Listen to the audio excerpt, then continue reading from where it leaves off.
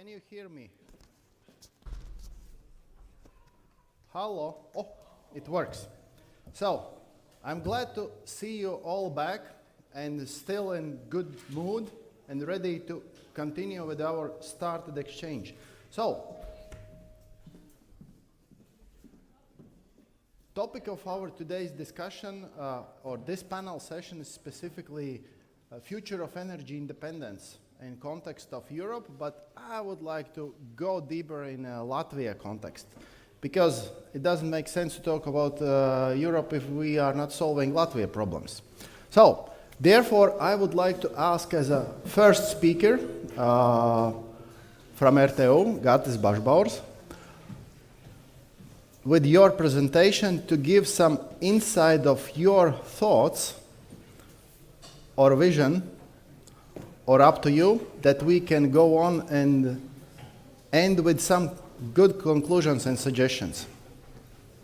Yes, thank you very much, Chairman. I will move ahead. Yes, my name is Gatis Bašbaurs. I'm Vice Rector for Research at RTU, but I'm also a professor at the Faculty of Electrical Environmental Engineering, doing some modeling work with my students on the hydrogen energy systems as well. But Laila Zemīte and Reinis Drunka will be also presenters here at this presentation. We decided to share the presentation about hydrogen research at RTU. This picture about market share of different fuels I saw many years ago, more than 10 years ago, maybe 15 or even 20.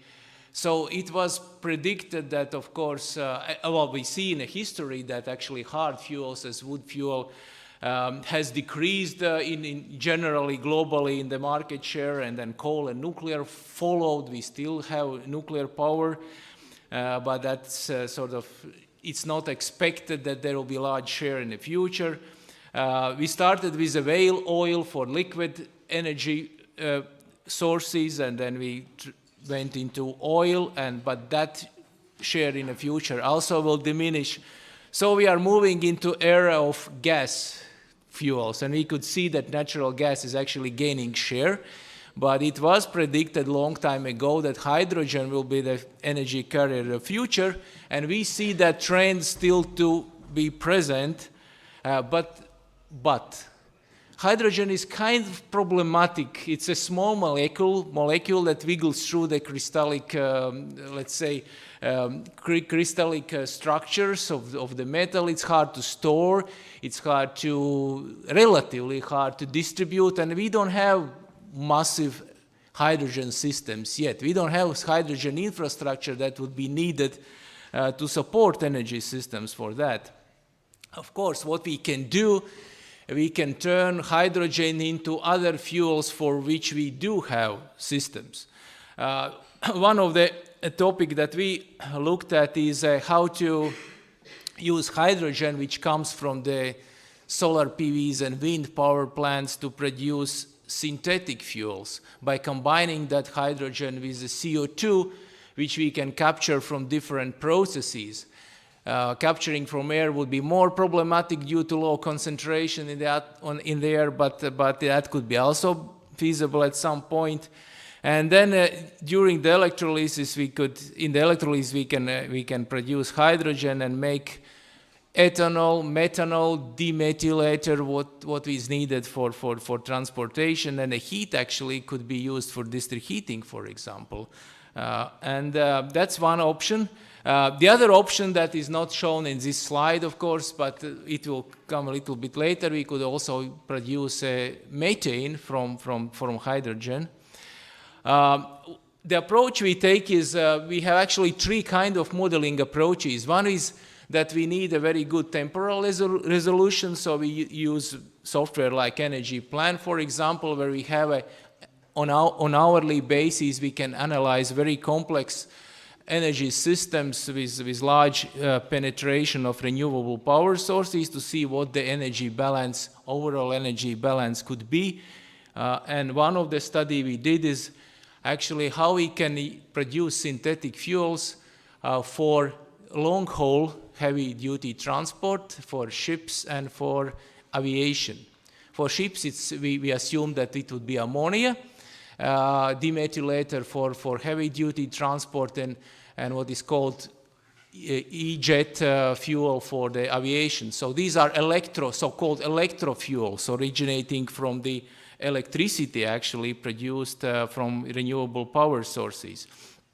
But here you can see a very interesting thing, that we looked at 3 scenarios, and most likely scenario is scenario where you have a wind power plant which is expected to be built by 2050, and you can see that electrolysis consumes a large part of that power, but you have large import. The blue area is large import still. It means that the wind power plant capacity is not sufficient to cover electrolysis processes. So we moved into next scenario, which is maximum offshore wind power scenario, because that's the way you can increase. But then again, the import is much lower, you see the blue area, but you have large spikes, and this is weekly basis. This is a week here on a graph, on hourly basis. So you have large spikes of wind power production that doesn't match with the electrolysis equipment. And the next what you can do is you can actually introduce the storage, the synthetic fuel storage in the system, and you see the change. The import actually disappears here. There is no blue area anymore, and you cover these spikes by consumption of electrolyzers. So you basically, the storage capacity allows you to produce fuel when it's, and to store it when the wind production is at the maximum. This is just an example of the study. The other area we are looking is at district heating systems as energy hubs. So we see that district heating power heat sources could actually be energy hubs producing hydrogen, which could be directly used into fuel cell cogeneration systems for production of heat and electricity. It could be also used in methanation reactors to produce synthetic methane injected into the methane system that we have. We have methane infrastructure. That could be used then for transport, for industrial processes. It still would not be CO2 free because methane would contain carbon. The only difference that we take that carbon out of industrial processes and then put it back into atmosphere. So we are like circulating it around in some way.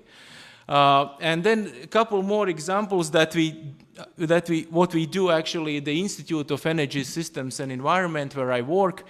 We looked at technologies, we look at market developments, we also look at environmental impact assessment and life cycle assessments, and we also actually do policy evaluation. For policy evaluation, we use another modeling approach, which is system dynamics model. And system dynamics modeling, which is based on stock and flow structures invented by J. Forrester at MIT in 1950s, actually is a very good tool to include also social aspects, institutional aspects, for example, support systems for renewables, and how these support systems actually result in the new capacities. And the third big tool for optimization, it's TIMES. TIMES, it's linear optimization model.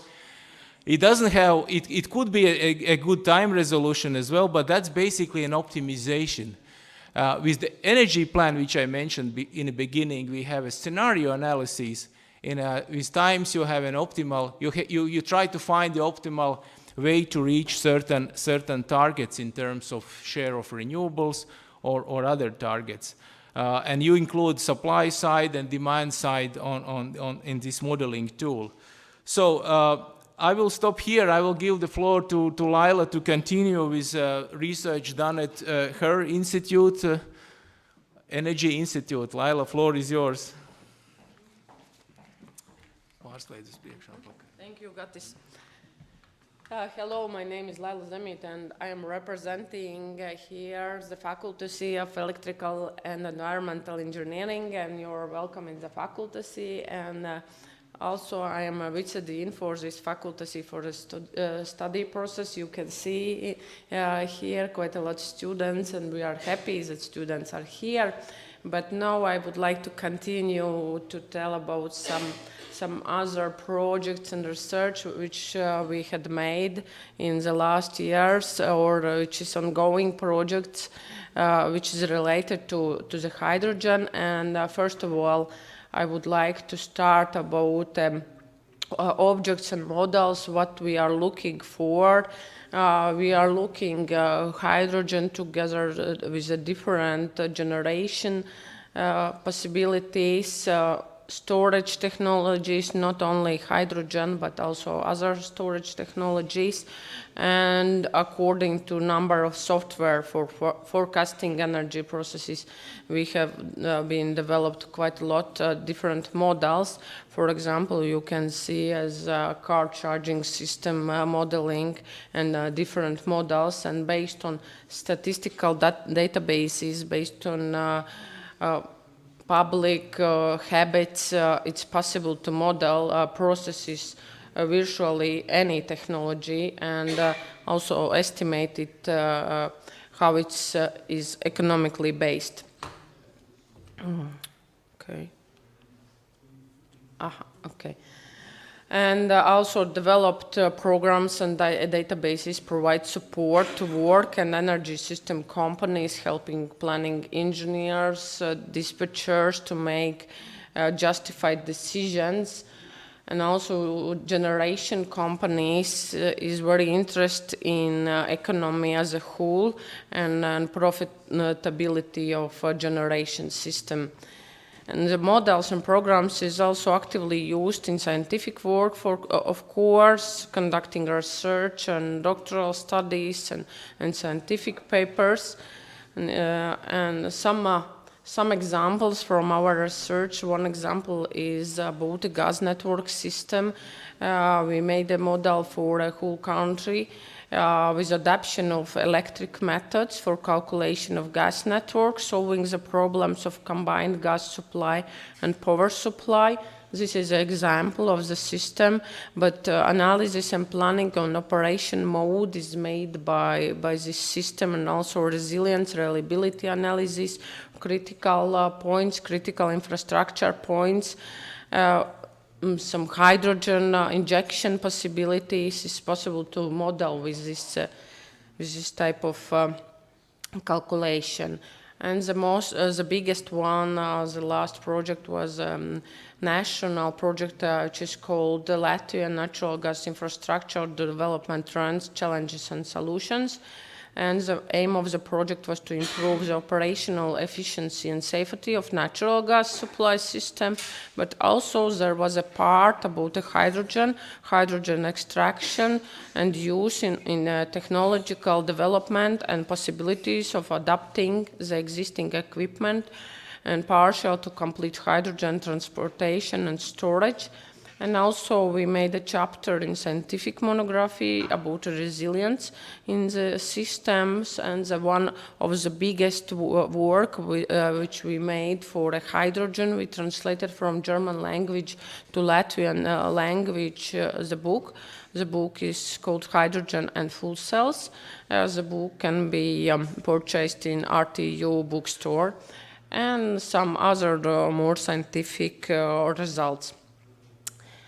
And another project, also hydrogen costs, was estimated. As there is an illustrative example of green hydrogen levelized costs, and we compared these costs with some prediction from European Commission, from EEA, and from other sources, and also some cost breakdowns and cost estimates for the green hydrogen, which is based on the Latvian market situation.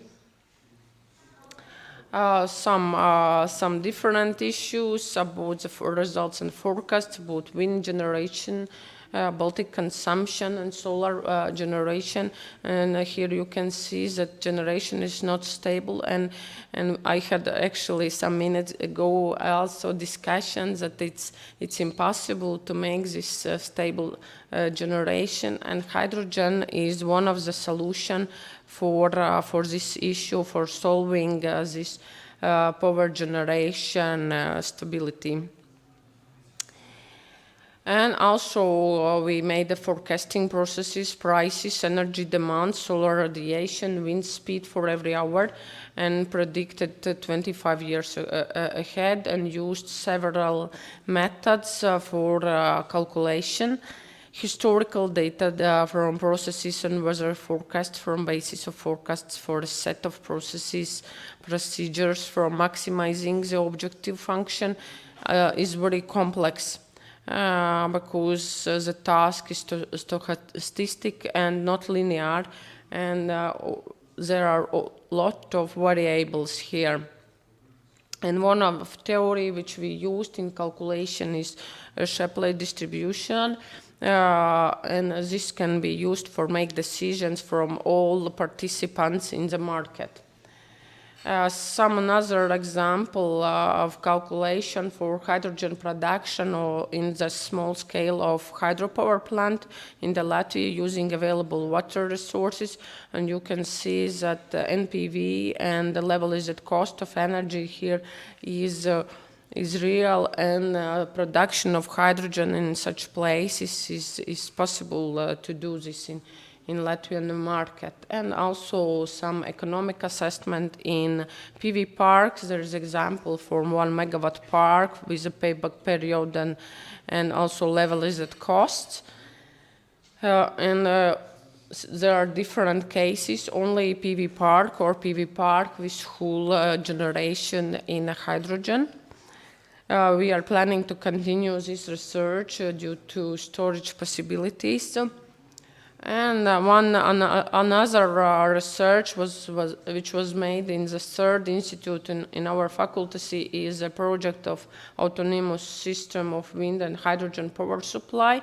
It was made in cooperation with University of Latvia, and the development of multi-level inverter for full cell as an alternative current drive was made in some years ago. And this is all from my side, and now I would like to give the floor to my colleague.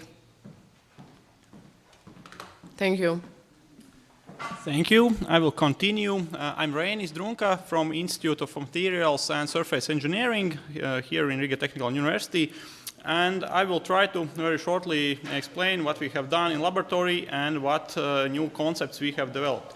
But for sure, we need to understand that there are already commercialized solutions for membrane type electrolysis, and there are but as you can see, here is a lot of disadvantages, and we can optimize this process.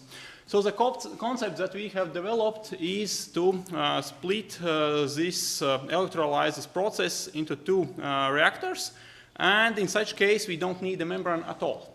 Why? Because we have here added two more electrodes, and actually this system works like a battery, like a capacitor.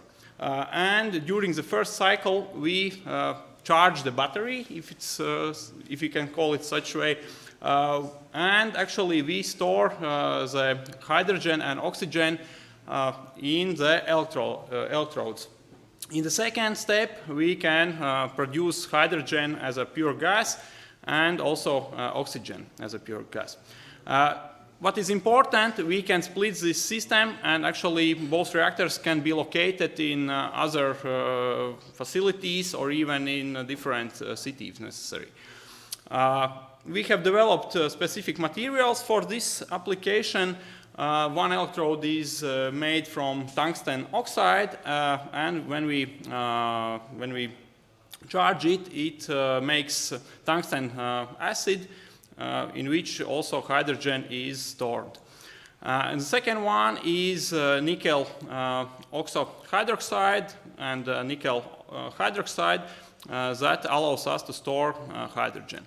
If you look to the calculations, the system altogether is with very high efficiently, about 70%.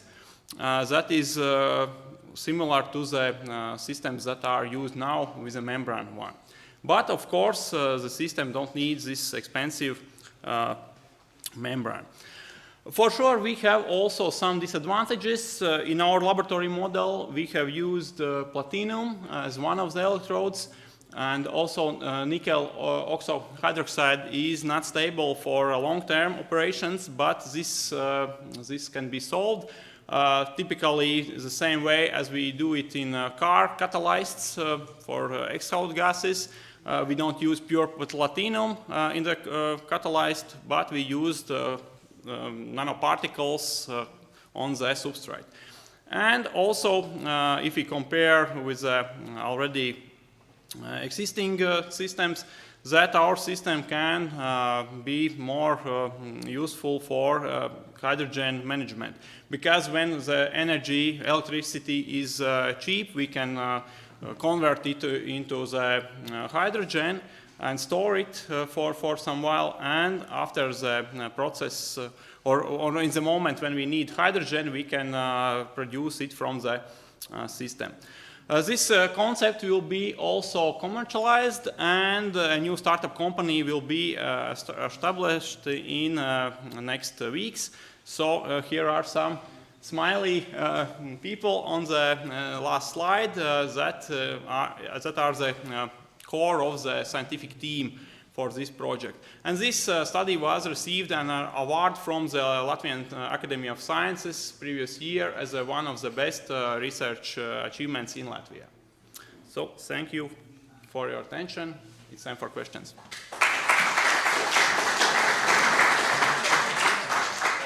Yeah, okay, great. Thanks a lot for your presentation. We will go to the questions later, therefore don't go far. I will invite you on the stage, but I think one of the main takeaways from this presentation is that, first of all, we have excellent experts in energy market field who are able to analyze and do the study analysis to find what's the opportunities available. Second, all these future things cannot happen without hydrogen. We need to accept that. Is this e-fuels, synthetic fuels, whatever? Hydrogen definitely have a role, even as a part of this intermediary solution. And the third, we have an excellent R&D team here around who is working for future solutions and who is ready to be introduced in the industry. So, with this essence, I would like to invite our next speaker, because how we can get hydrogen without wind? Because, as I think also mentioned, that wind is one of the cheapest and reliable energy resource of today. In my opinion, this is definitely our potential. So, Gatis Galviņš, Latvian Wind Energy Association, the floor is yours. Thank you, Ivar. Thank you. Yeah, thank you for allowing me to present my story here today, and it will be a little bit about what's happening in wind industry and maybe why Latvia has hydrogen as only way out of the situation of when we talk about the energy production, consumption, and all other stuff. Ivar, Ashira? Okay, I will try my best. So, okay, it's a little bit who we are, so how we have grown up since 1991, when the association was registered in Latvian register. So today we are actually everyone who is more or less involved in the energy market is already here in our association. So we already have our word, quite big one, when we talk about the energy stuff. Okay, this one. May I ask you a bit closer to okay. Or maybe you can like use the Rockstar. Maybe like a There's Rockstar. another, Okay, nice. So about, it will be easier. When we talk about Latvian balance sheet of what we produce, what we consume, So we usually say, more or less, the statistic shows that we are quite a small energy consumption. Oh yeah, there is one. Okay, so it's university. It's a technical university. You learn all the time something new.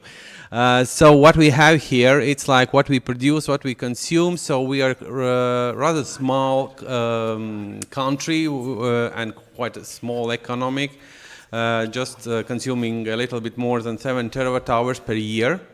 So it's not much comparing to all other European countries. And how we do produce it.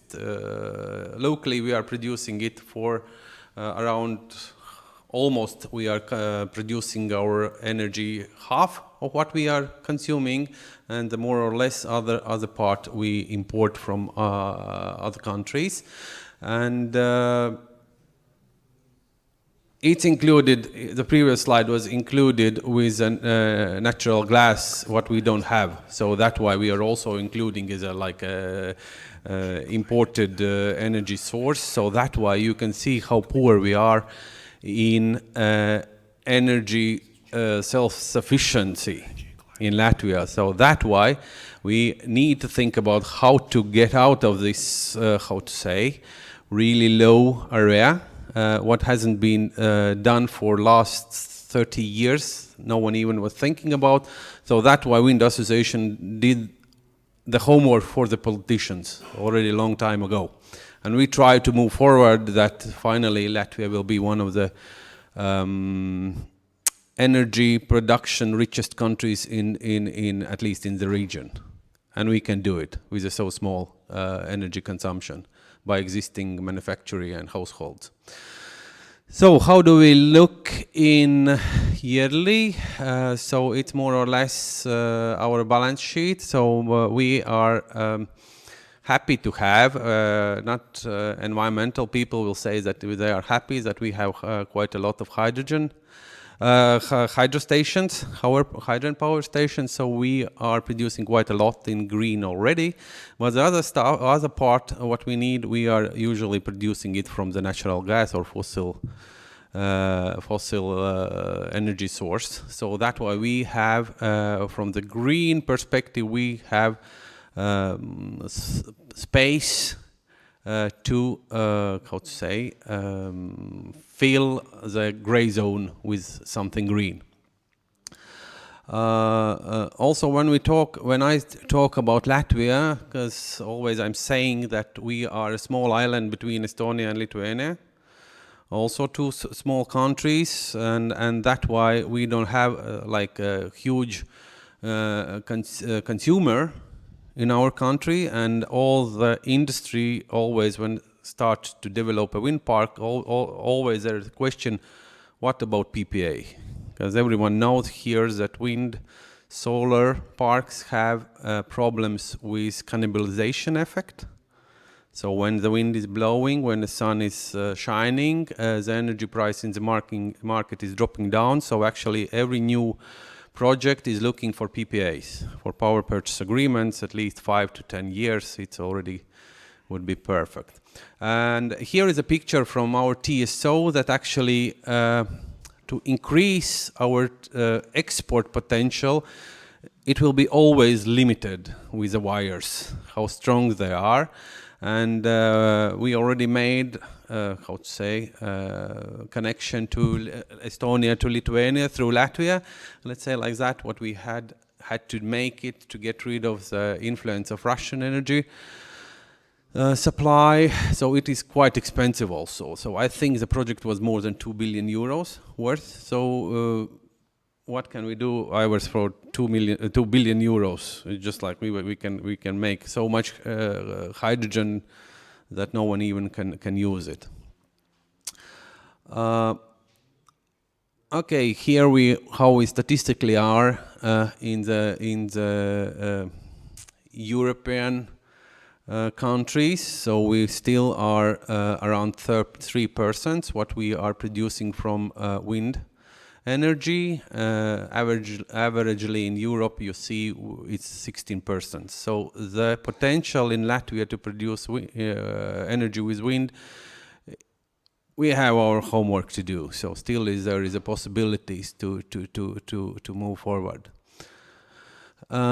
Yeah, okay, it's more like pointing out where we are between Lithuania, Estonia, if you see, so Lithuania 12% already, Estonia 8% producing, so we're far behind even our neighbors. And of course, the best student in the class, it's like 55%, it's Denmark, producing energy from wind. So, we had a long time, we had, the picture was of installed capacity of wind in Latvia, a long time was around some 80 megawatts. And last year, finally, it was commissioned a wind park of 60 megawatts. And we finally get some increase in installed capacity of wind energy, and it's actually opened like doors showing that it is possible to make wind industry in Latvia, and it is quite a hot market now because everyone wants to make something at least, to have some projects. And on the right side you see our national plans. What is, as usually, we have it only on paper, but no one is really making it to some active work from the politician side to reach the goal. So that's why what we can do in a association members, what can do, that's happening in the market. Talking about the economies, you see this picture I like the most, because it's shown that in Germany and Denmark there is no potential anymore, but if you look on Baltic states, it's like potential of energy production. It's how to say, quite nothing is happening here yet. It hasn't been built, but happening already. So it's a huge opportunities to develop wind parks in Latvia, Lithuania, Estonia, and other countries. So, what were the problems in wind industry in the past times? It was strong natural gas lobby, because we had our thermoelectric stations, and our national company was owned by Ministry of Economics, and Ministry of Economics was policy maker of the energy market, so that's why they were not interested actually to do anything, and it was our bigger problem. So finally we have some other ministry responsible for energy market and energy growth, so we hope that it will make the market much open. It will open the market at least.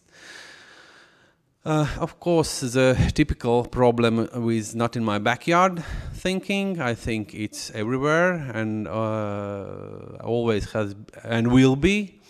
But in how to say, historically, we managed to convince the politicians that in local level you can't ask to the local municipality to accept national interest objects. So that's why we got now a new law what's saying that if you have some certain amount of megawatts potentially to be installed, you can go to the Cabinet of Ministers and receive the national interest object, so overruling all the local NIMBY questions.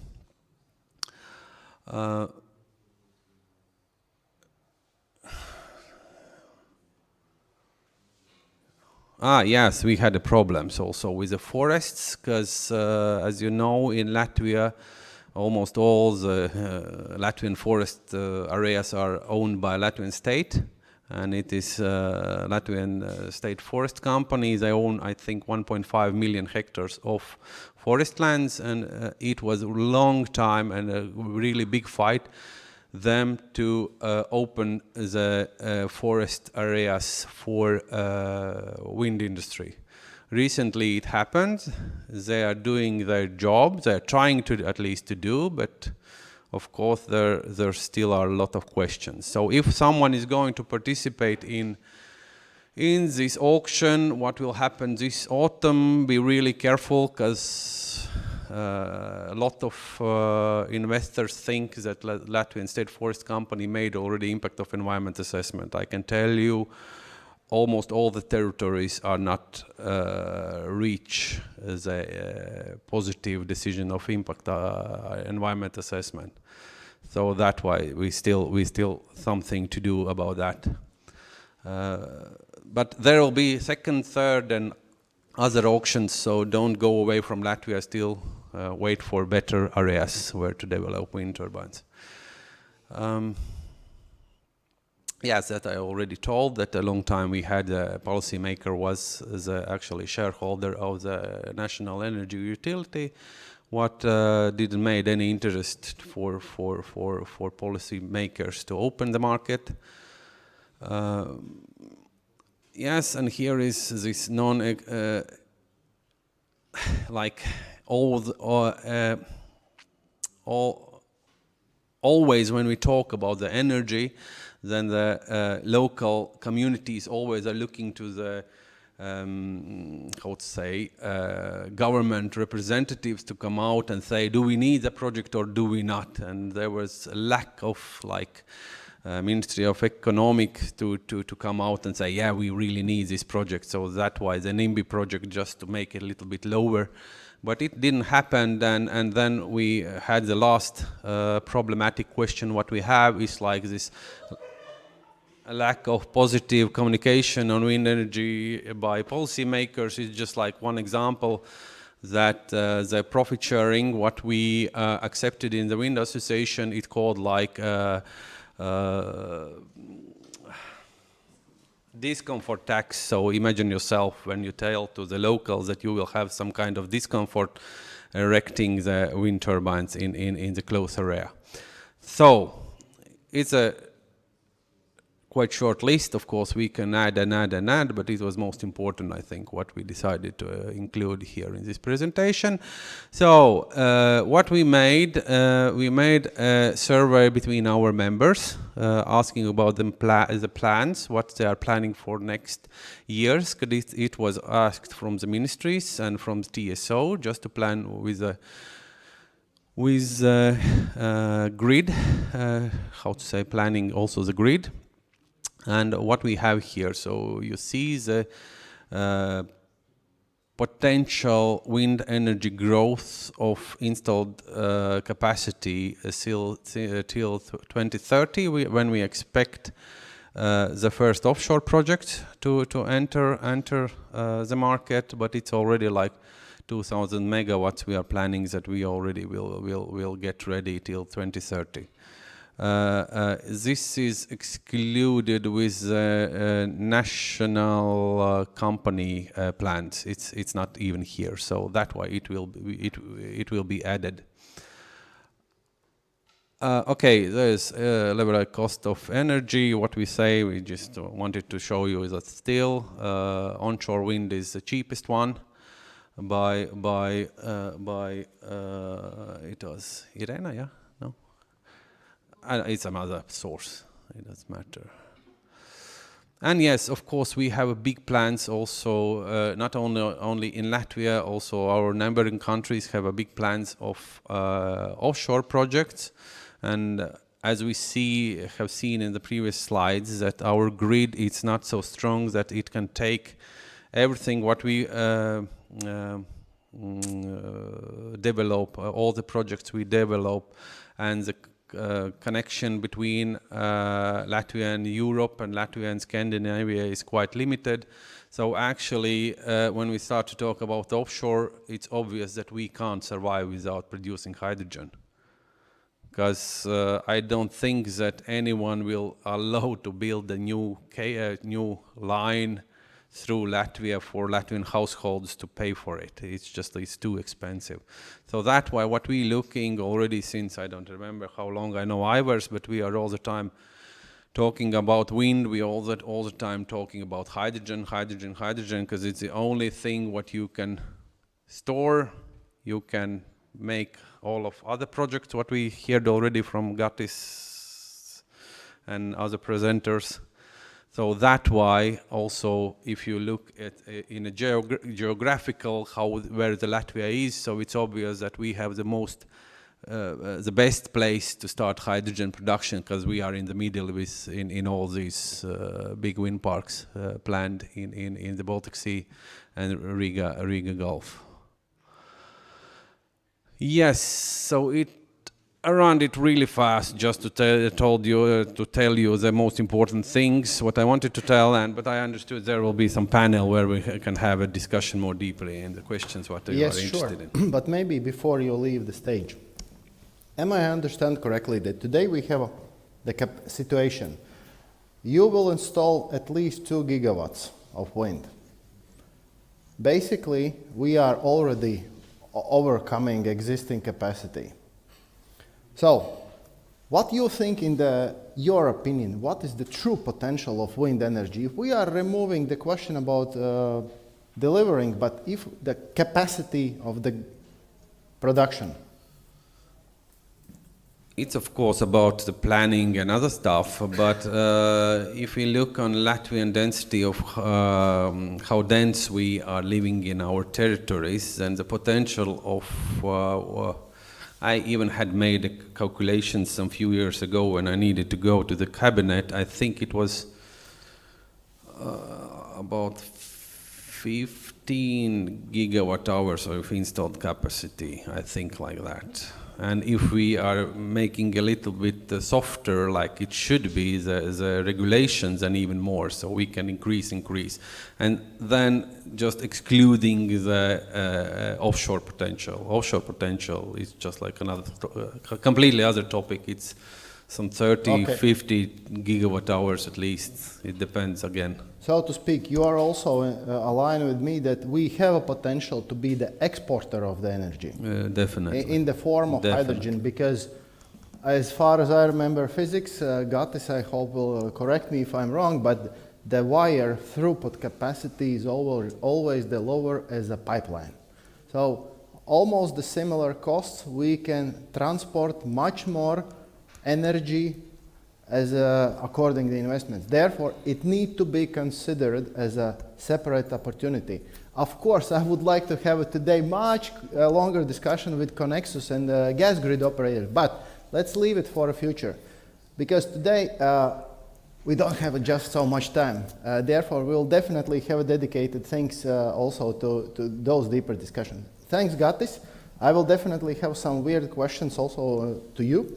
So, if we have renewable energy, thanks, Gatis. If we have renewable energy, we have produced hydrogen. We already heard that there is a lot of different opportunities. Now I would like to ask Radisha Nunic from Worthington Cylinders, to give just a short intro. Can you give us, because if we have hydrogen, can we store it?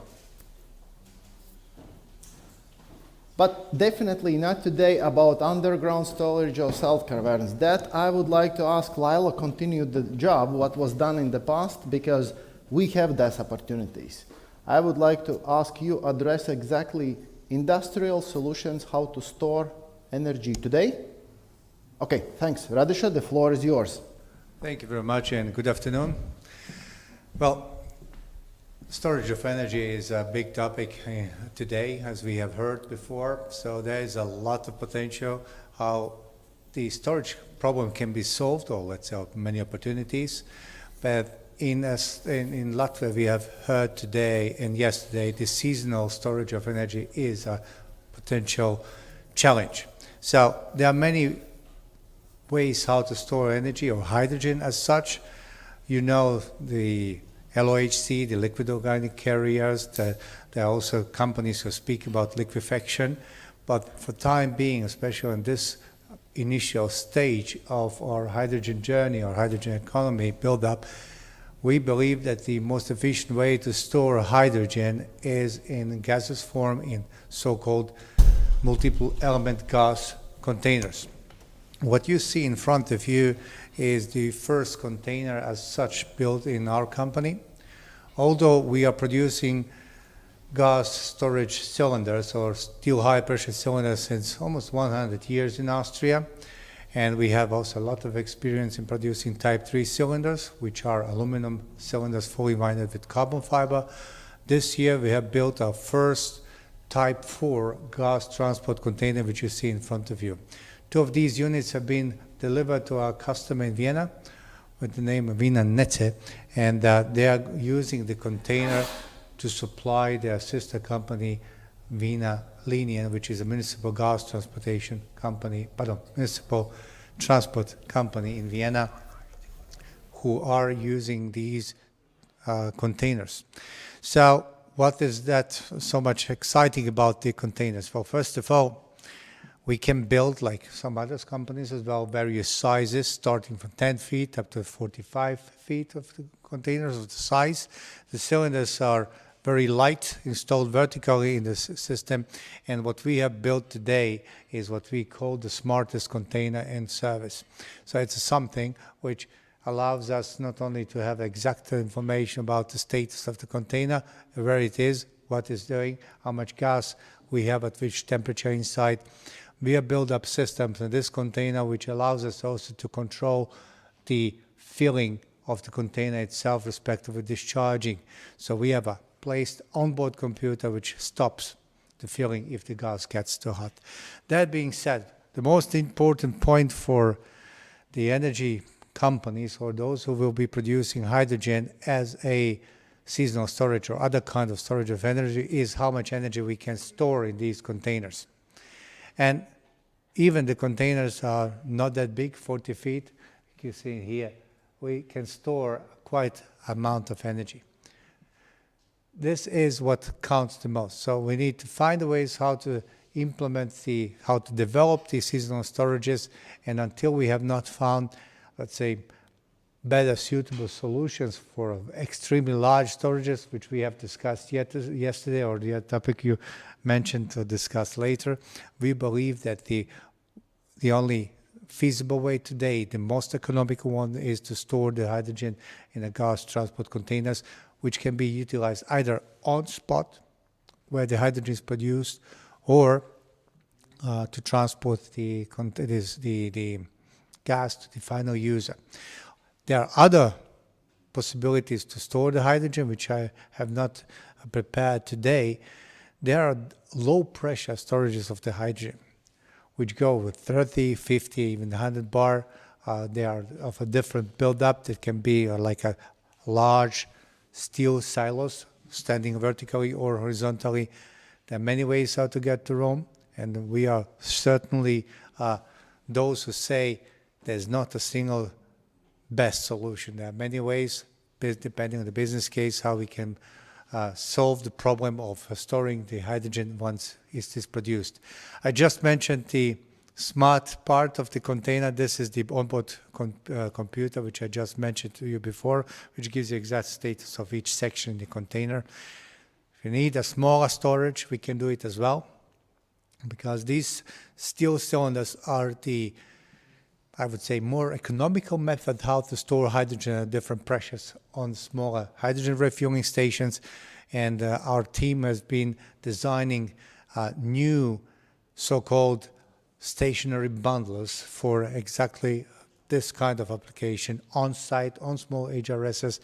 And you would maybe be tempted to tell me, okay, this does not make sense because we have long tubes which are better for these applications. You're absolutely correct, if you have enough space. If you don't, then this is a solution which you can choose, because we can go and produce a stackable solution, not only the long tubes. Since I'm here, please note we have also onboard fueling systems for various applications and in our offering.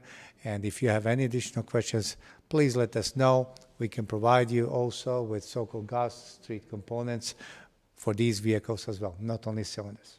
Thanks, Radiša. Don't run too far. Thanks a lot, because we will definitely have some interesting points to discuss. We have energy available. We have produced hydrogen. We know that there is a different ways to store it, how to use that. there was also already mentioned the fuel cells. Therefore, I would like to ask on the stage Julian. I would say one of the most experienced company in the world with more than 40 years experience in converting hydrogen back to the energy.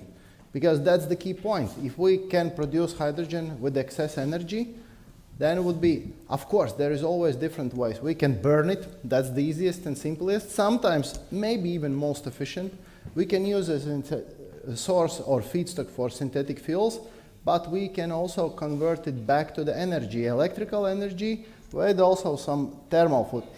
Yeah, the floor is yours. Well, Please thank you, give Vice. us, just Julian, some insight, because I think most important part need to be here on the panel. Sure. Thanks, Yeah. Julian. Well, thank you very much. So I'm glad to be here in Riga today. That's great for me. I studied at RTU for 6 months, like 15 years ago. So I'm glad to be back today. And I was staying in Kipsala also, so I know the place. On my side, so I'm working for Paralel as a strategic partnership manager. So really part of the commercial team, but I have an engineering background, and I'm really here like to give you an overview of Ballard, what we do, and to give you an overview of the different products we have. So it works. I think I'm just going to cover this one very quickly, but I think we all agree that we need to have hydrogen. We need to.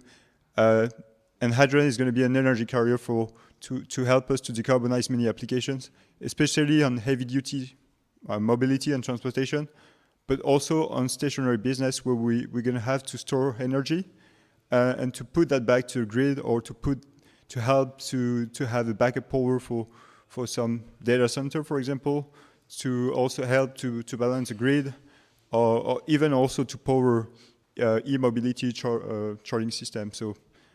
There's a lot of use for hydrogen, and it's only on the initial start of the journey. So Ballard, you may know the company. We've been around for quite some time, so almost 45 years now. We are 1,100 people worldwide. So most of the companies, the headquarters is in Burnaby, so close to Vancouver in Canada. But we have a team of 250 people in Europe. We have the headquarters of the European business in Denmark. We have a very strong IP portfolio. We are also publicly traded company. I think one of the key points you have to understand is like we are not only doing demos, projects, and demonstrations. We are like really we have commercial products available. And so we have deployed more than 3,600 trucks and buses worldwide. And those trucks are running every day in operations, and also buses. We have a lot of buses in Europe. We have also, so in our business, so we have trains, ships also that we are making as well. Well, we're making the fuel cells, but we're working with all different partners to integrate those within fuel cell systems. And obviously, we have a business also on stationary, and I'm going to get back to that one later.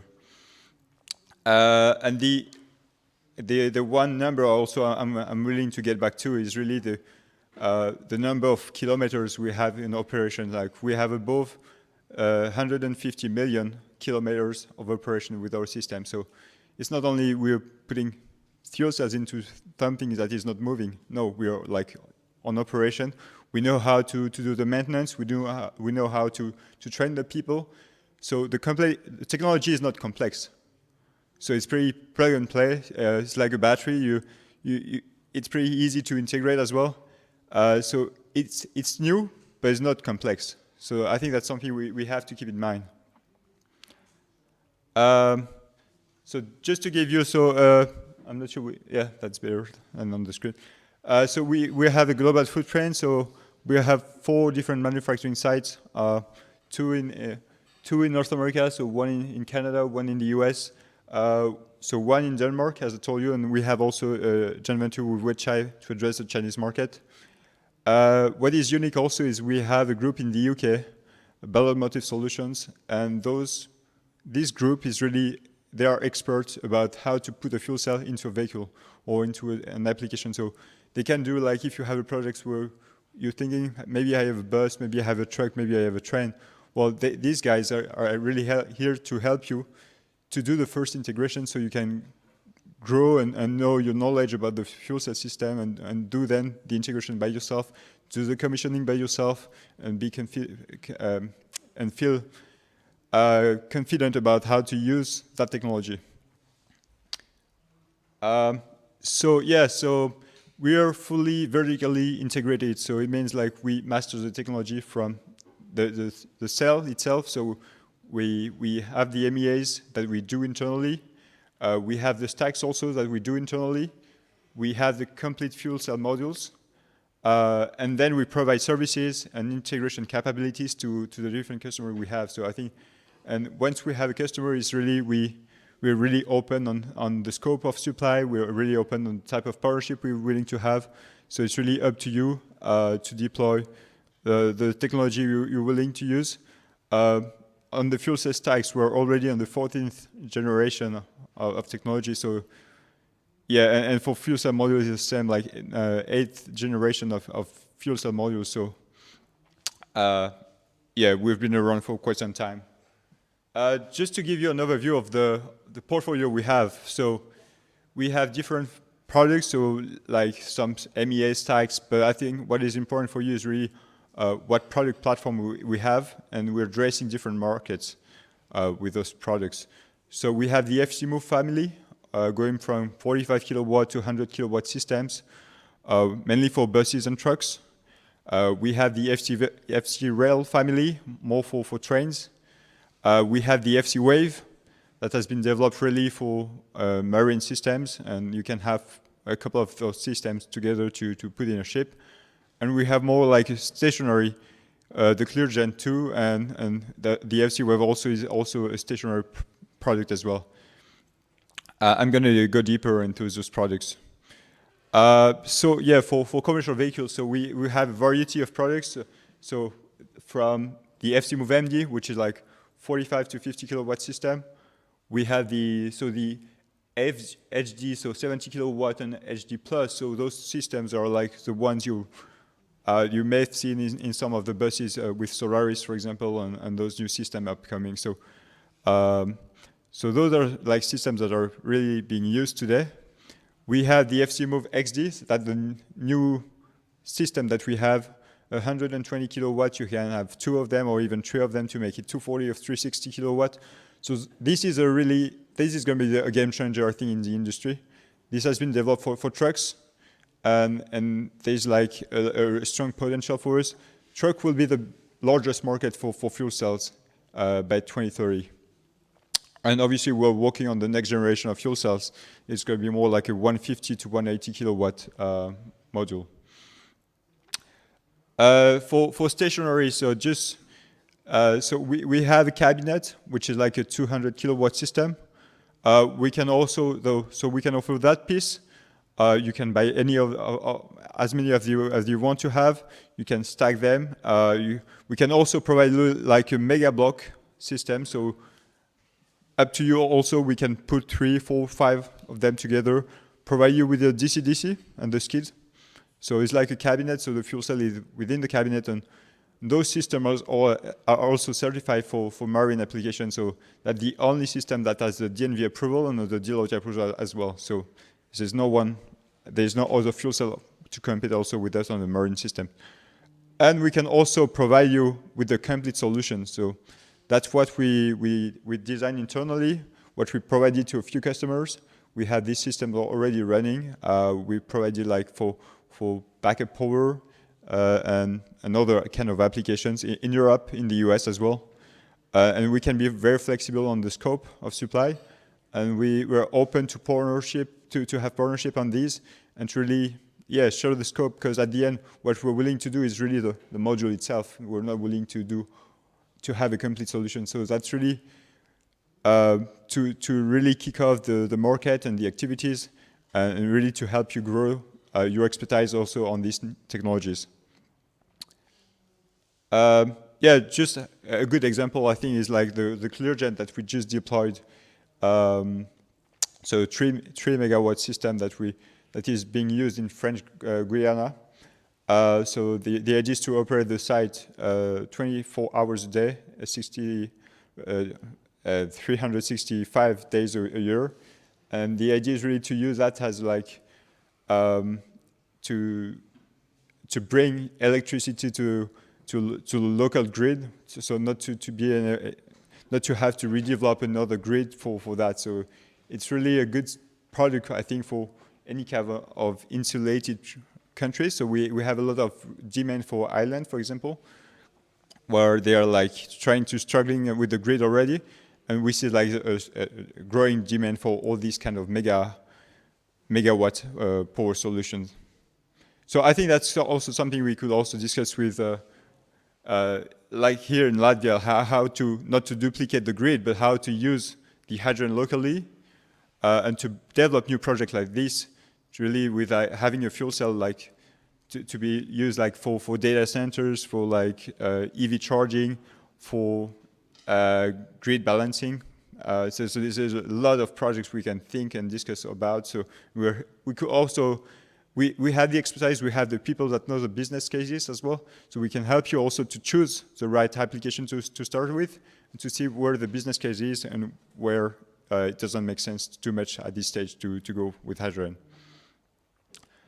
Yeah, so some further applications, I'm not going to go over there, but it's like we are on several continents, many applications. So that's a bus with Solaris, a CP rail locomotive that we have in Canada, a ferry with Norled in Norway, some trucks in the US, some stationary power, and some very big mining trucks as well that we also power in South Africa. So the offer is not only a product, so it's really like a complete solution that we offer. We offer engineering services. We could also offer battery. We have some partnerships. We're also here to support you once the fuel cell is in service. So it's like we have maintenance technicians ready to help you. We can train you as well. We can offer you any warranty extensions, any service agreement, any field support you need. Beyond that, we are also, at the end of the life of the product, we are also able to recycle the fuel cell, refurbish the stack as well, so we can take the plates out, the MEAs, put that together with new MEAs, and put that in service. And we can also help you on the financial services. So we have partners that are ready to fund projects as well. So that's also an option we can discuss with them and see if there's any interest for them to fund a new project in Europe. So that was it for me. Yeah. Thanks a lot. Am I understand correctly? So basically, you have already manufactured and introduced 1 gigawatt of fuel cell power altogether. So to speak, Gatis, if I'm correct, then we are on the right level. Only we need to bring all of them here. But no, most important is that, yes, Ballard can provide technology if we have hydrogen, how to get back to the electrical energy. And this is what is the reaction time of fuel cell? The reaction time? Pretty fast. Like depends of the fuel cell can go pretty fast, but it's also a balance of like lifetime and all that. But like we're using that for mobile transportation, so like in seconds you can like grow the power and be ready for that. So this means excellently fit for backup solutions, as you mentioned. So as I had heard that specifically in backup power, you are quite strong in Scandinavia, so pretty cold environment. So it's very well developed. Yeah. Yes, it is a bit expensive, but I think also key question is lifetime analysis. Yes. Okay. Do you hear me now? No. I broke something. Oh, now battery is lost. Okay. Anyway, Julian, thanks a lot. I will invite you in a couple of seconds back on the stage. So we had a, so to speak, overview that there is technology, there is, first of all, energy available. We have knowledge of the grid. We have technology how to store and how to get it back to the electrical energy or get to use it. Therefore, I would like to give a floor. In my opinion, one of the key speakers, chairman of the Energy, Climate and Environment Subcommittee in our parliament. Andris, please, the floor is yours. By coincidence, you are also the Car Dealer Association president. But we need to address energy independence. Because the point is, we cannot divide energy market from transportation. Because if we are looking what Gatis said, 8 terawatt hours is our electricity grid. But I know that Andris can give me an insight what is the fuel capacity, fuel market. Yeah. And if we can combine that, I think that's exactly. Okay, Andris, the floor is yours. I don't have a fancy presentation, but I have some important facts and ideas what I want to share with you.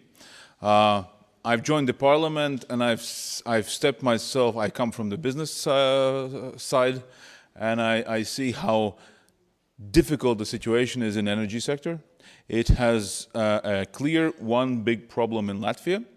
And that problem we identified very fast. That's why I'm running the energy question solely in the parliament, because I see that we completely lack the energy strategy. We have different energy plans, but there's no strategy which the plans should be following. So that's why on the May this year, we organized in parliament level, the top level of parliament, Energy Strategy Forum, which was a very important milestone where we brought together all the parties, the business, the government companies in energy sector, and the experts from abroad, from Netherlands, Spain, etc.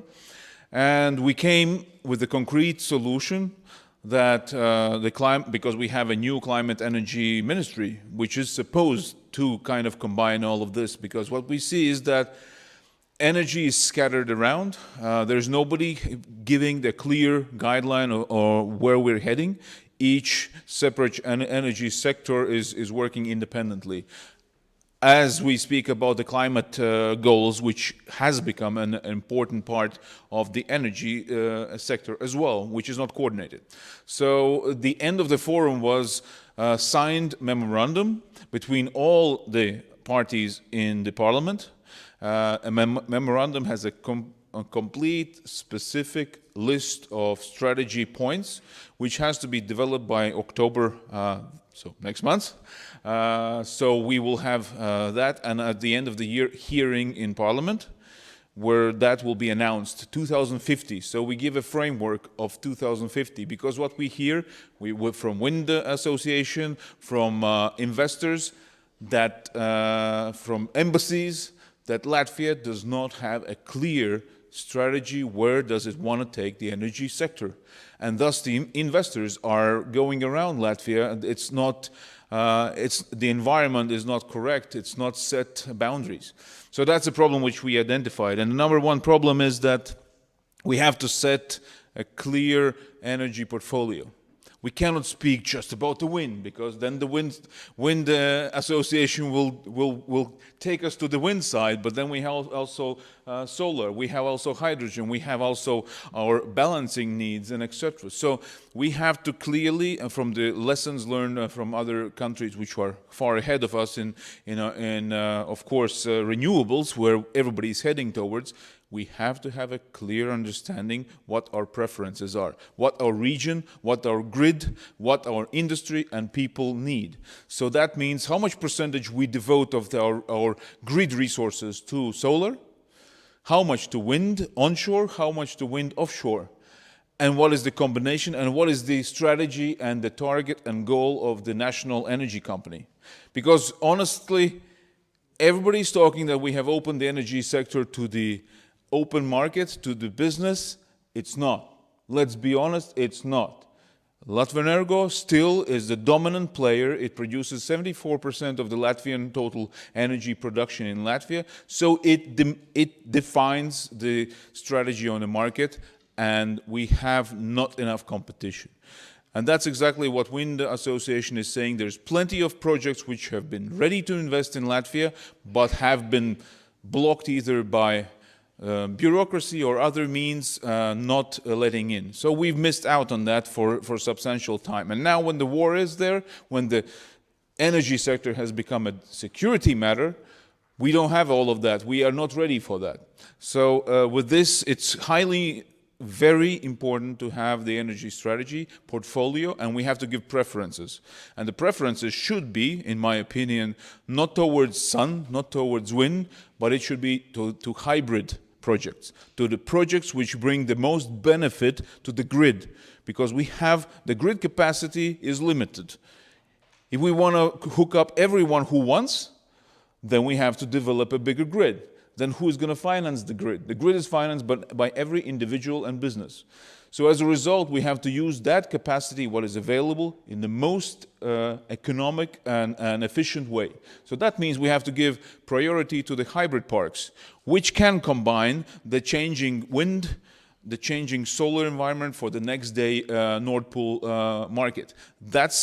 And especially if we develop hydrogen story, with the hydrogen as the battery or storage solution, then the Nord Pool playing on the Nord Pool would become more efficient, more competitive towards other competitors. So that's why we have to give preferences as government and guidelines to such type of projects more than just solely solar. And why I'm saying that is because 6.5 megawatts have been reserved now for projects into our grid. That is the maximum what's given out. And the grid is no longer giving any technical documents for new projects because the limit is out. As a result, 83% of that is solar. Oh, because, well, technically it is much faster without the impact on the environment, but that is the reality. So we have already made mistakes. First of all, we gave the reservation for free in the beginning, then we introduced a fee for a reservation fee, which was too small, and at the end we see it's still wrong. So as a result, we have already put the gin out of the bottle. Yeah, it is already in the wrong direction. We don't need so much solar, because solar is bad if you take it too much. Then utilization of grid is 10% over the year, and then the rest of the grid is just lying unused, but it's already booked for solar. So we have to have this mix. And that's very important to set by government the clear guidelines for long term, because then the investors know what to do, what to expect, and no changes. And now we have additional issues that Latvian energy company has announced, and everybody knows about it. We have an 800 megawatt project of wind solar, not solar, but wind project in Latvian woods. Yes, but that 800 is not among those 6.5 megawatts reservation. So that reservation has not done yet, but the preference has been already made, and the land plot is already kind of devoted. And as a result, the question lies with investors. Hey, are they gonna give it without competition also the grid capacity? So we are giving the wrong signals. As a result, in my opinion, only competition and good open competition can bring the best result to evaluate which project is really good, which project has the financial possibility to survive and live with profit and be in competitive environment against Lithuanian projects, against Estonian, because we are in one kind of grid system. So those mistakes made by investors would be the investors' mistakes. But the mistakes made by the grid company, or not grid company, but our national energy company, will always be the mistakes which will have to be covered by all the inhabitants and businesses, because the national company cannot go bankrupt. So as a result, we will all suffer from bad decisions. And to mitigate these bad decisions, the only way is to bring up competition.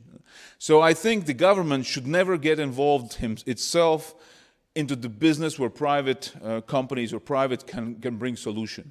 Because we have plenty of issues. We have balancing power issues, we have desynchronization issues. So that's an area where the government has to invest.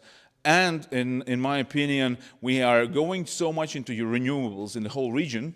It is ups and downs, peaks and dips.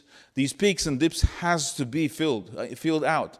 Of course, one good solution is going towards hydrogen, yes, but we have also dips, and we have to balance the grid well. And we know that our neighbors, for example, Lithuania, they have 73% deficit. So they are drowning from us. They're getting from us and Sweden the necessary means, and they are putting their future strategy on renewables only at the moment. And Estonia has to go away from the very toxic, the most toxic way of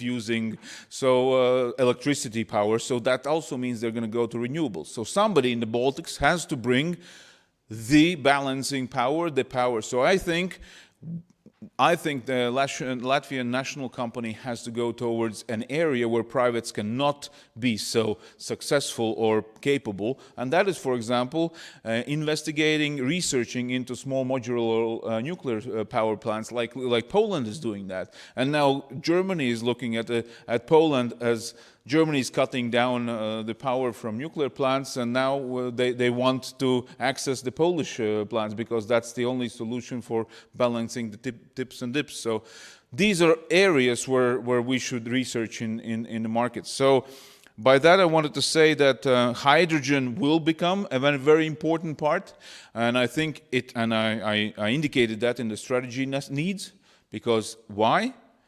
Because we have to look at the general investments, where the market is going. The market is going towards businesses, factories, which are looking for an investment area necessarily, specifically for green energy.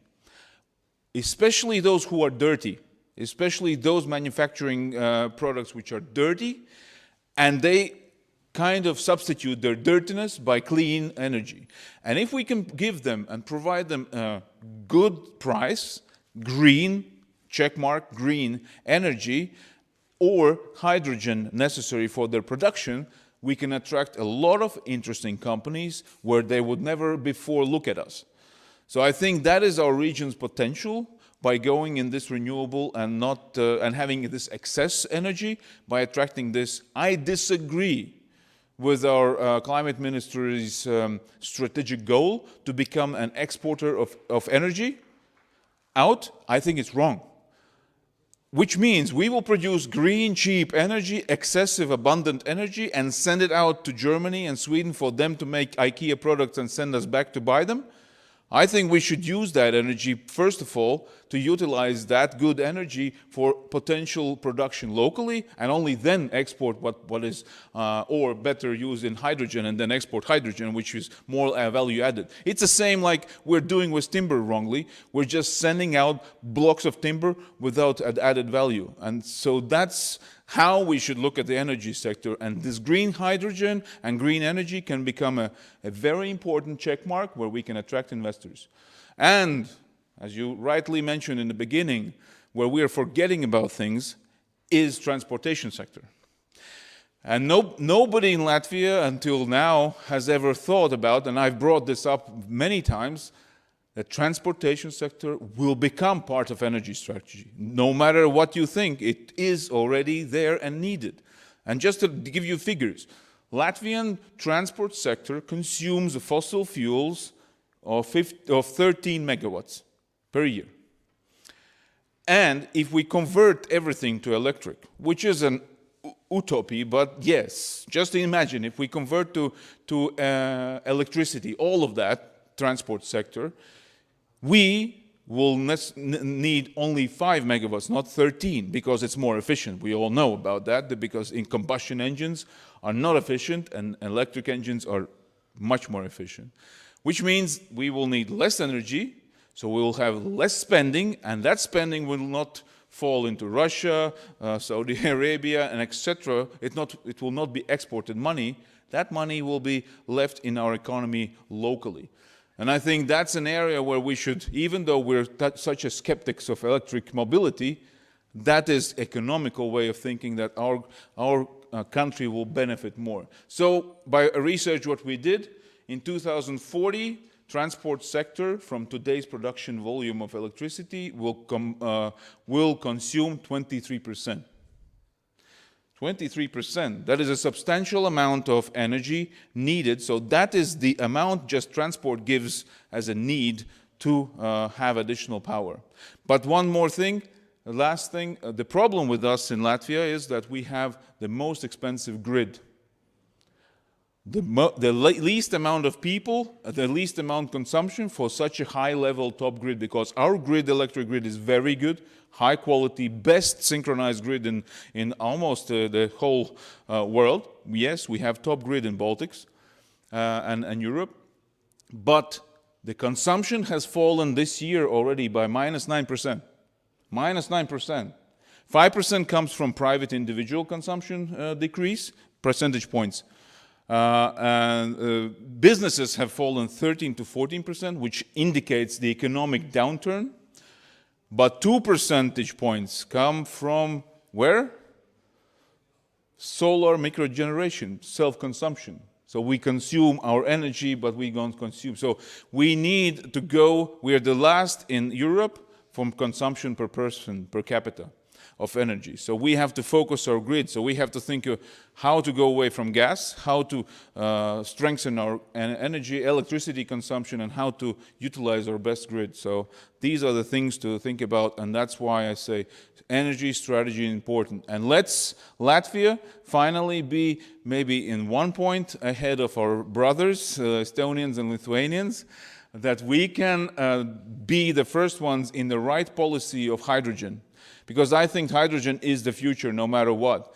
The thing is, the chicken and the egg story, so we have to, as a government, set the boundaries that hydrogen, we should have policies already in the projects of energy projects, that it should be a component already now. Yes, it's not profitable, but we see the future. If we're not the first, then we're not going to be winning the benefits later on. So yeah, that's my point. Thank you. Please don't run away. So first of all, please take a seat. I would like to invite also speakers back to the stage. We will try to do quick exchange, but Andris, you touched this issue about the government. I would like to ask you, can we rely on you? Yeah, Laila? Can we rely on you that you will take care? Because today's issue with the hydrogen is quite simple. Hydrogen is somewhere between 4 or 5 ministries. Unfortunately, that's the reality. And I think this is what needs to be addressed first of all. You know, it's good to talk about energy, but if energy storage relies to one ministry and grid relies to another, sorry, it's not going to work. I can Plus, as you said, I can draw parallels exactly to the transportation sector, because car owners face 4 ministries as minimum for legislation and everything, and nobody is an owner. So same thing here for energy sector. It was scattered around different ministries. Like a good example of today, I put a motion in Parliament, which was accepted today in Commission, for example, about the tariffs, grid tariffs, yeah? That we have to join, one of the points was we have to join our national big grid, augstsprieguma tīkls, and consumer grid, sadalas tīkls, into one company as a resource. So that's just an example. So new ministry, the CHEM ministry, Climate Energy Ministry, has to be definitely the key ministry for hydrogen strategy. And it has to, and I will definitely help in this, for sure. I will put my word, because it has to give guidelines for the whole strategy to all other ministries. So in my opinion, that's the solution. Can I just a bit not agree? Because what was said, 8 terawatt hours. And liquid fuels, Latvia consumes much more. So Fossil fuels, you yes, mean? Fossil fuels is just 30. in transportation is 13 terawatts. yeah. So this means from comparing the weight of the terawatt hours, sorry to say, but transport ministry is more important. But no, what I would like to ask, let's not continue because it's never end. That's a very long discussion. No, that's never end. But the point is what we would like to out, that you will take away, that you will promise us continue that kind of discussions, what you did excellently in Parliament, that all this group of experts and this mood of hydrogen is here there. Because otherwise it's very hard to knocking on one ministry door, another ministry door. Hey guys! Just a simple solution. Let's use my subcommittee of energy, climate, and environment, and we can Agreed. definitely bring up the hydrogen question. Everyone saw that. But maybe Lila, I got this question to you. You did excellent analysis of modeling, and I really appreciate, I know that we had worked in the past in Latvean on this gas grid compatibility, sorry. Have you took into account in your modeling also this transport fuels? Because electricity market alone, its own challenges. But is it possible to complement also with the liquid fuels? Because let's be honest, this is also quite big portion of terawatt hours. No, yes, if we speak about climate neutrality perspective, of course, also in Latvia's biggest CO2 generator is transport sector, and we looked in our models also in the transport sector, but actually the main problem is not a transport sector as a whole, but mostly it's trucks and city transport. Because some pollution is mainly in the cities, especially in the city centers and the main streets. We made the calculations, but anyway, the biggest problem, I would say, is the thinking of the population, that it's comfortable, it's possible to do that, and to change the minds of the society. Okay, thanks. Yes, the study I presented actually was today was about the transport. It was one part. It was let's say heavy-duty, long-haul transport ships, trucks, and airplanes. When I started modeling on, I think it was already around year 2005, 2009, 100% renewable energy systems in Latvia. We made the models, we have models such. We always considered transport, always, because it's impossible to separate transport out due to the large energy consumption. So, and I still think that the power and heating sector will do quite well with renewables. I think there is no problem big problem to go into renewables. The challenge is transport. And then if you need that energy for transport, then the thing is how you actually supply it. Our presumption in this study I showed is that, and we made a holistic, let's say, modeling, that most likely the light transport, the private transport, which is actually the largest share, will go electrical. That's the concept we assumed. Heavy duty may have several options. It may be difficult to go electrical due to large charging capacity needed instantly. It may be electrofuels, which I showed. It may be synthetic gas. It could be fuel cells as well.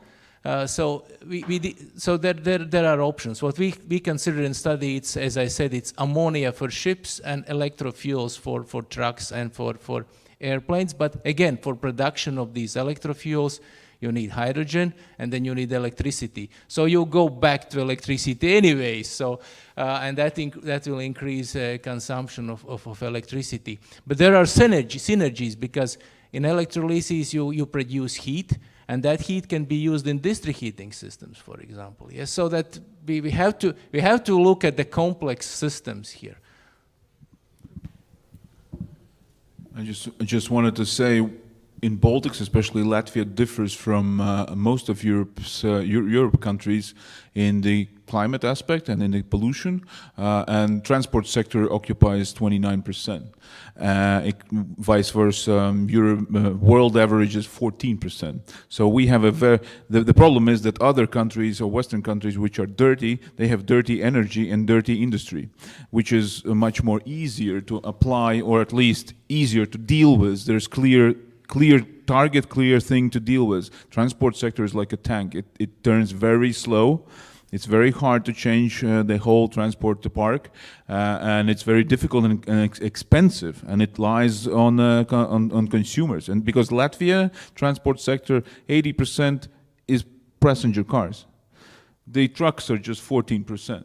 So planes and public transport is 1.8%. So you can put all public transport hydrogen or electric. You don't make a thing in the whole end calculation, end game. So It's reasonable to start somewhere. I think that the clear solution is that definitely the transport sector will move towards electricity, passenger cars specifically. We are very well built for that as Latvia. Why? Because in Riga we have 54% of Latvia's transport car park is located in Riga and Riga suburbs. So it's a kind of an easy understanding where we have to go. But we definitely trucks is a matter where solutions have to be brought up because we are a transportation hub in general. So just electrifying doesn't make a good solution because you lose payload, you have inconveniences. So hydrogen for sure can be a solution, but it's not commercial yet. So you don't meet the ends at the moment. But yeah, so that's for Latvia. But commenting what you just said, hydrogen is not commercial yet. Julian, I think you definitely have some words to say about that. I think we have to change that mindset. I think it's really, we have to say like it's a commercial application and like we have volumes now, we're growing volumes, we're making some huge investment in, we have already like gigawatt factories. So it's like not only like we're making a few stacks or a few systems to put a bus or trucks on the road. No, we're deploying now hundreds of buses and trucks. So it's like it is time now to go with that, and it's really to change the mindset and say like this is not even a new technology. We've been working on that for 45 years now. So it's like this is a technology. I think it can be very useful in some business cases. Batteries are also going to be complementary for some application, light duty mainly. But for all the heavy duty markets, I think we're going to see fuel cells. We're going to maybe see other technologies as well. IC with hydrogen as well will be also a concept also that might be also for a transition period of time that might be used. And we have other fuels as well, as it was mentioned as well. Ammonia, I think, is also a good fuel. Yeah, for marine especially. Maybe just to complement with what you just said, and back to the basics, that's the main reason why we are here. Just a reminder, roadshow and the buses, because in the background is the bus story. What triggers us to think about energy, what anyway leads us back to the transport. Because what I fully agree, the synergy cannot be ignored because it cannot be solved one without other. But the way, what I think is needed, this exchange, first of all, I was impressed about RTU work in the electrolyzers experience. By the way, there was a question about where you expect commercialization, and can you share some figures? But that later on networking. Because anyway, but industry is ready, and the change of the mindset is the most important, because what we saw, I'm with the project Jive and Jive 2 since very beginning, 2015, when we wrote application for Western European big cities. But the point is, in the moment when you scale it up 10, 20 units, it is commercially viable already today. It can be, yes, of course, I need a GATIS with PPA agreement that I can have.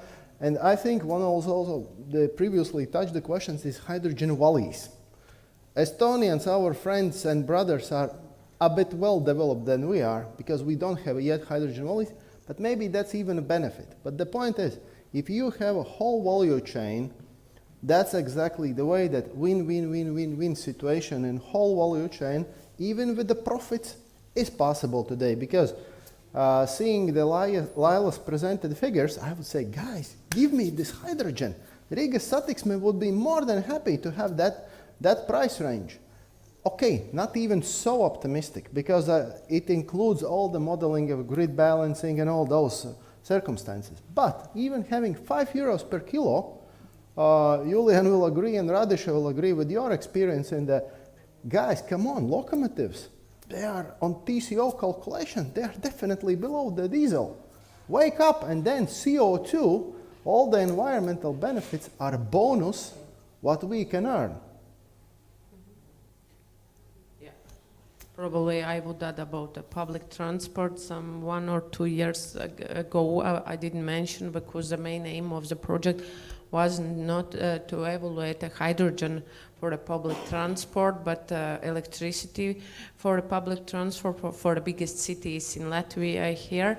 And one of the conclusion was that charging time it's quite big. Because the distance for these buses is quite long and it takes a time. The network, the grid, there is challenges where to charge all these buses, and as we know, buses should go through the city, not to stay in the parking place, and we are waiting while it is charged. Therefore, I would say in the future that it's somehow a mix about electricity and hydrogen public transport due to some situations and probably some blackouts in the network. In this case, there are also this resilience and reliability issue is rising. There could be that public transport stopped because we don't have electricity. I remember one good sample. We had a couple of years ago joke about the Riga trolleybuses with a hydrogen range extender. Just to promote the solution, you should not switch off substation. No, but you are absolutely right, and I think this is something what is a bit ignored, the fact about energy supply redundancy, resilience of the system. If you are losing the substation as an energy supply thing, sorry to say, but then there is off. But if you have this hydrogen supply, I'm not saying that maybe even just get out natural gas. I'm saying energy supply in different ways is something what is needed for energy system. Because you cannot just, first of all, you cannot just throw out natural gas because power plants are built, they need to be operated for 10 years, 20 years. So it's not just broke it and build it new. No, we should respect existing infrastructure and do smart transition using the best knowledge in those hotspots of energy to integrate them and to showcase that market can take it out. I worked 9 years with a Dutch company which is selling garbage equipment, especially garbage trucks in the whole Europe, and we were the leaders in clean mobility in that sector, and that sector is the best sector. Garbage trucks is the best sector for going green because they're the most polluting in the city center, driving slow and being noisy. But what I can say from the experience, we had sold globally 480 electric units, and we delivered 12 hydrogen, and there was an order for 83. And at the end, what I can say from just down to the ground experience, yes, hydrogen is a good idea, good way forward, but the OEMs have to be behind it. The OEM producers have to be behind it. If the big truck companies is not behind it, it is a failure. Unfortunately, that is a failure in my experience. We had a huge cooperation, global cooperation for Europe with Hyzen Motors. Hyzen Motors went, we know where it went. And all our orders and agreements with the municipalities of Barcelona, of London, all went to court case. So it is after how can these newbie companies which are converting vehicles or producing vehicles can sustain their warranty, their service network, their parts, their training, everything else. Building a unit is one thing, then maintaining it in the markets with the legislation, with all that, it is an important factor. So that's what I'm saying is that, first of all, hydrogen has to be on a government level, set as a clear priority, how we balance things out in our electric grid, how we balance renewables, so that the chicken and egg story is finally moving. So without the consumption, there will be no development in hydrogen and vice versa. So that has to be clear. Transport sector will bring itself there by itself because OEMs are behind it, and when they step in and they are slow because they want to test everything first before we going and jumping on it. And that's the reason, because I've experienced that. That's not an easy game. So yes, future for passenger cars, in my opinion, is not hydrogen. It is way too expensive technology. Fully Big agree. units, city buses, public transportation, for sure, and ships for the most polluting, trains, the most polluting. That's an area we should definitely focus on and give priority to that. In line with energy sector, because I think most important takeaway should be that whatever is today's situation, what I appreciate, what is happening today in the energy market, the discussion has been started and initiated. Yes, we have a pain all around the situation with wind, but finally it started to move. There was also a question to Andris about this existing situation with Latvian, but let's leave it for later. So there is those things, but I think the most important message is that here we have industry. It's not just, yes, we need to have R&D, but we have also industry. Toyota Bus, Ballard, who is working, I would say, with 95% of the old bus OEMs on your portfolio, so to speak. Industry is there. Worthington also, I think this is also a good sample how you are basically also had a core business also on LNG, LPG, and CNG, so to speak. Fossil business made transition to the renewable energy storage. Just a small remark. I think with this move, where we can move with this transition in general in energy sector, I think we should use our smart minds and create our own industry, which we can export as technologies, not only import that. So tell me where put signature. Yeah, maybe Radisha, you didn't have a word, so maybe you can quickly comment to listening our local. Well, first of all, it's great to hear that there's much ongoing, or new stuff ongoing, being pushed forward in Latvian governmental level. From my experience over the last few years, especially when it comes to comparison to Austrian hydrogen strategy, which I have already many times declared not worth of the paper which was written on it, because it was very focused on one industry only, heavy industry as the only source which requires decarbonization.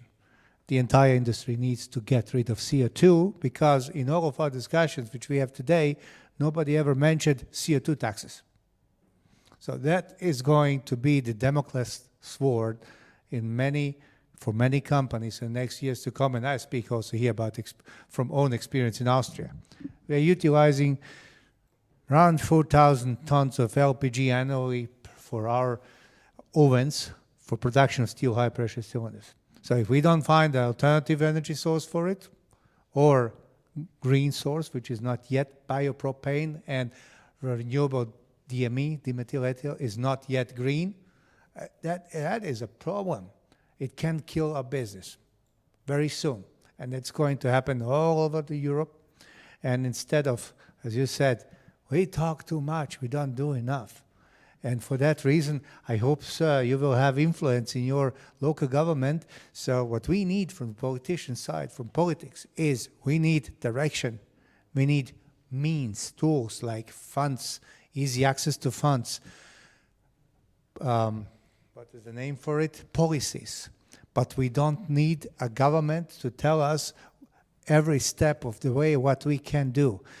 There is no single best technology. We need to utilize everything what is available in the market to decarbonize ASAP. And like what I always like to say, let the business case decide the best technology for the job.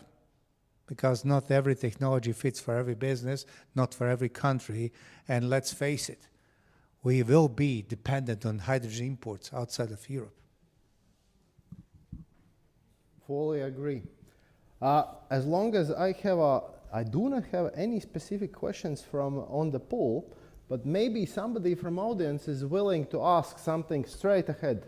Ain. Sure. Estonia always have something to say.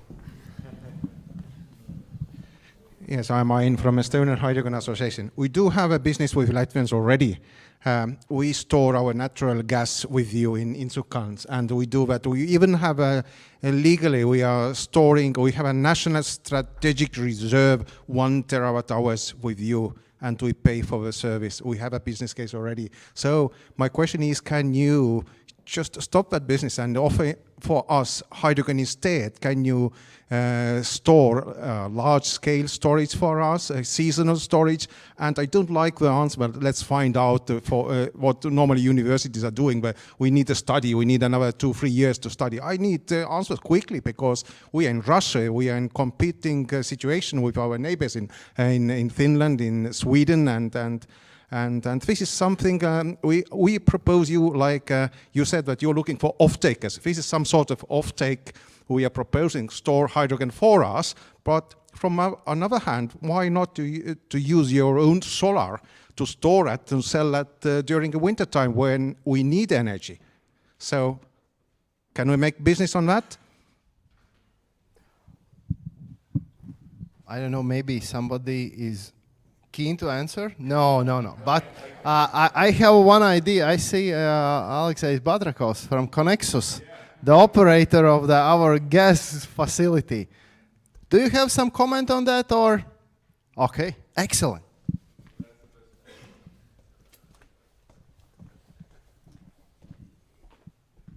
Yeah. Thank you very much for this question. Actually, if we speak about underground gas storage, by the definition, it was designed for the natural gas, and it is very difficult to answer this question whether it is possible to store in this aquifer type storage gas, which is, by the way, hydrogen gas as well, or not. Yeah, but speaking about storing of hydrogen, it would be nice to know what is the quantity of hydrogen what could be provided from the Estonian part. Ain? 1 terawatt hour is enough. Thank you. But may I just comment on that? As far as I know, Connexus has applied for a project to store 3.5 terawatt hours of hydrogen. Am I correct? The figure was bigger. Okay, 4.5. Yeah. Okay, good. Yeah, So, Ain, keep in mind that Connexus is working on that. But maybe you please comment on that. One more comment on this question. We are on the way. We are running this pre-feasibility study for the hydrogen storage for the Inchukans, and I think November, December we will have this report, and of course we will share this information for participants as well. So you're welcome. Thanks a lot for your great input. But maybe in this context, I think what is important to notice that this means that there is ongoing, behind noisy level, there is ongoing work, and I really appreciate that. So this means the storage is investigated in the process. Let's see. My own opinion is that Latvia can store 200 terawatt hours, but I don't want to guess. Let's work on that. Of course, I also rely that there will be done some, okay? So, yeah. Very practical question. Pipeline, gas pipeline, what level of hydrogen? 100% could be possible to utilize? Okay. 100% for existing pipeline, mostly no. But for some 5% is real, fully real, and I would say that for Latvian pipelines it's real for 10% without additional investments. For bigger amount, it should invest in the pipelines. But yeah, maybe commenting on this pipeline, because again, I lost you. Yeah, I am back. No. No? Okay, now it should be. Because the pipeline is not the only thing. You have compressor stations, you have valves, you have a lot of things. Therefore, back to the basics, it needs to be investigated quite detailed. And that maybe is addressed, so the project Lagos, where we work together with RTU also and the institute, it was good initiative, but without continuation. Therefore, we are happy to hear that Parliament can go further and request to continuation of that, because this is something becomes crucial. Radisha, you have a comment on that?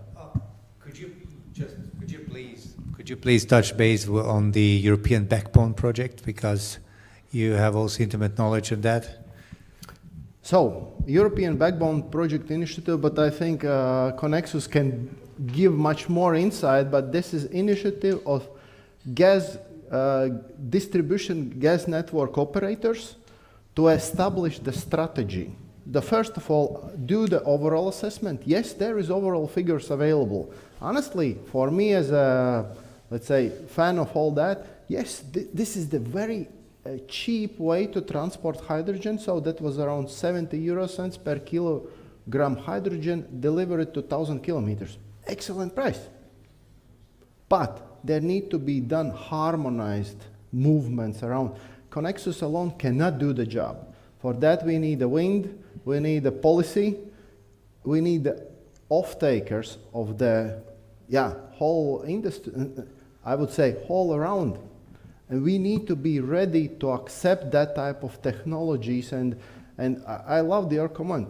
One thing is that yes, we need to directions shown, but with one restriction: policymakers don't have a right to choose or pre-choose technology, because not policymakers who need to be the one who are saying solar or wind. No, renewable. Point. Same as on zero emission transportation. No batteries or hydrogen question. No, as you said, business case is best driver. Then, if there will be the situation, and I fully agree with the comment of Andres that honestly, yes, passenger cars, in my opinion, that will be battery. But when we come to the heavy duty vehicles, that's the question. Maybe some final remarks from each of you for takeaway. Got this? Yeah. If I'm in panel, then also I need to say something. You are talking about the possibilities of hydrogen, but we are here like wind association because we have a problem. Because we, as I told in my presentation, we are consuming 7 terawatt hours per year. It's like 350 turbines. The potential is much more, and my responsibility is at least to keep going with the wind industry. So, and then talking about PPAs, we need a consumption. And where to get fast consumption? It's obvious from Ballard. And then there's this question about transportation, other stuff. And I don't know why you're so skeptical about the private cars with the hydrogen, because it's just like, I can't imagine myself sitting in a gas filling station for half an hour just to wait when the car is filled. I think this is a habit what will move the private cars much faster to the hydrogen rather than stay with the batteries. Because I remember some people coming to me with electrical cars and then all the time looking in their phones, in their applications, or when I will have possibility to charge my cars as there is a long line. It's already, I think, if you talk with someone who is using electrical cars and they are saying, oh no, I'm not doing the same choice anymore. And while the electrical battery cars won't solve the fast charging question, I personally won't buy electrical car. But anyway, yes, we as a wind industry, we foresee a really big problem that we won't be able anymore to erect new turbines, and our responsibility is help you to develop so we have our market where we can produce energy, cheap energy, and consume it to the hydrogen. It's a fast track, let's say. Just to give a summary from my side, I think I will pursue the priority of having Latvia having energy strategy, a general energy strategy. I'll do all of my best that this strategy is real, 2050 energy, because energy sector cannot be for 10 years. The investments are way too long. So that's, I think, priority number one. Number two, we have to have grid connections. Connections, Latvia, we are a hamburger, we're the meat in between the bread, because Estonia has the connection with Finland, Lithuania has connection with Poland and Sweden, and we have none after we cut the wires with Russia. So as a result, we have the excess energy, we have to have wires where to transfer that, and where we can find more customers for that. As to response to what you said, Gatis, well, we can dream of whatever we want to drive, but the industry gives an answer by itself. The passenger car industry has given the answer clear and open. Toyota was the advocate for hydrogen, but sorry, it is not moving globally with this, and it is switching to electric.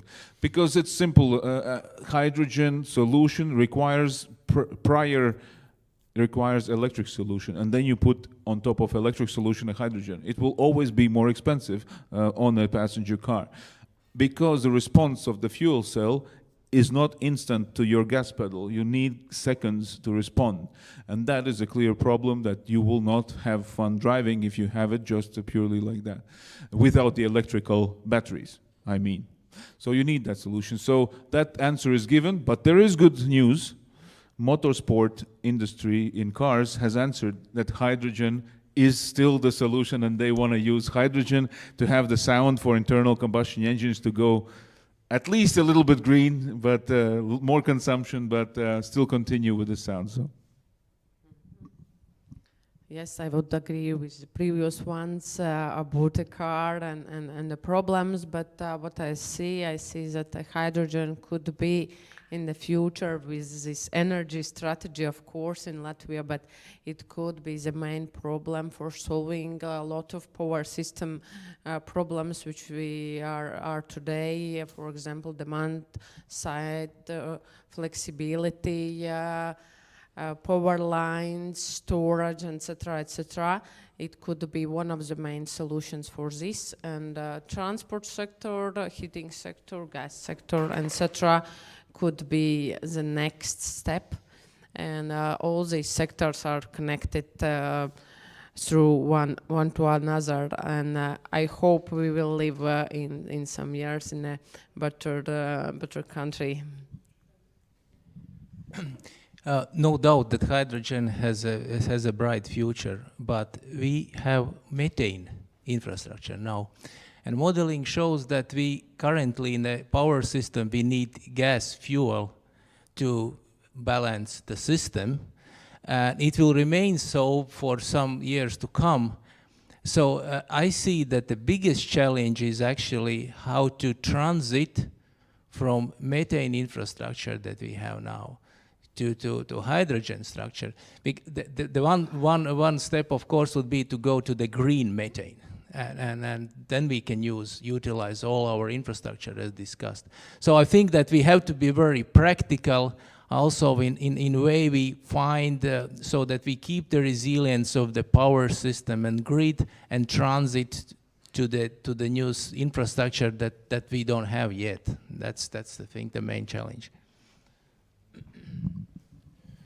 So maybe one last word for me is like, so we always have this chicken and egg problem with the hydrogen economy. So what we need, I think, is like strong policy, some support from the government and from the public organizations.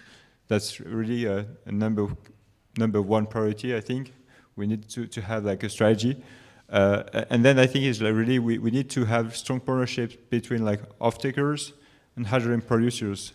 And I have seen many projects here, like worldwide, like in the UK, where you do not cap the price of the hydrogen, for example, and the price multiplied by 5 or 6. So business case is not even viable anymore. So now product is stopped.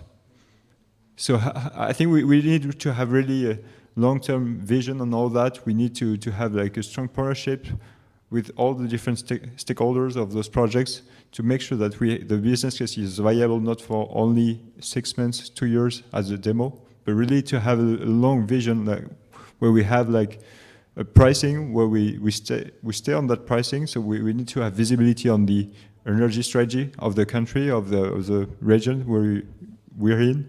And so we need that to make it happen. Otherwise, it's going to be the same, and we're going to repeat that again and again.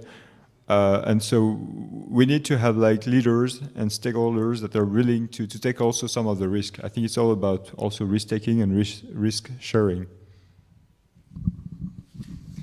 Julian, for the record, the hen was first there.